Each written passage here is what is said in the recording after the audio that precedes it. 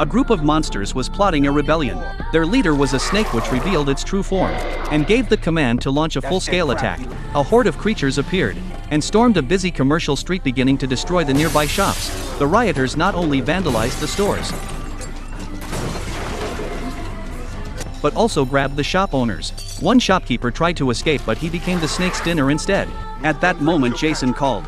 There had been multiple violent incidents in the city. The two of them immediately headed to the scene. Nick's colleague briefed him the 3 commercial streets were hit at the same time. One shop owner had been killed and another was missing. His name was Xavier and he owned a bakery.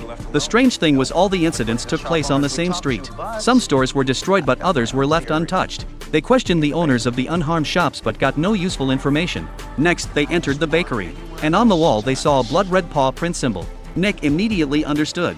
This was the work of the Dark Claw organization planning a carefully orchestrated uprising. The next day the story trended on the news. David and Rosa were shocked when they saw it. The missing shop owner was their friend, but also showed up after seeing the headlines. The shop owner who was killed was his classmate. The timid water tower monster was so frightened, he felt like the world was coming to an end. Meanwhile, Xavier was taken to a warehouse where they showed him a photo of David for identification. But Xavier shook his head, saying he didn't recognize the person. Nick visited David's house, learning that Xavier had been his close friend for many years. David couldn't understand.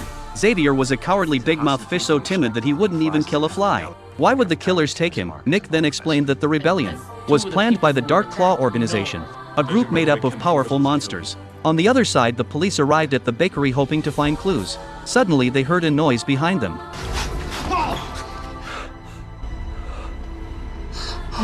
Help me.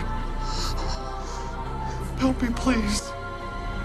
David dug out an old family book that contained many secrets of the grim world. They had tried to overthrow human rule for centuries, but each time they failed. However, the fake forest seemed to have a habit of stirring up change. David believed this rebellion could very well be the Dark Claw's attempt at revolution. Just then David received a call. They learned that Xavier was still alive. Nick and David rushed to the hospital. Xavier told them he had escaped while the guards were resting. Nick showed him the Dark Claw symbol, but Xavier didn't recognize it. Jason suggested that Xavier help identify the kidnappers, but Xavier, being so timid, was scared of retaliation and refused to cooperate. Nick revealed his grim identity and Xavier froze in shock, immediately transforming into his big-mouth fish form.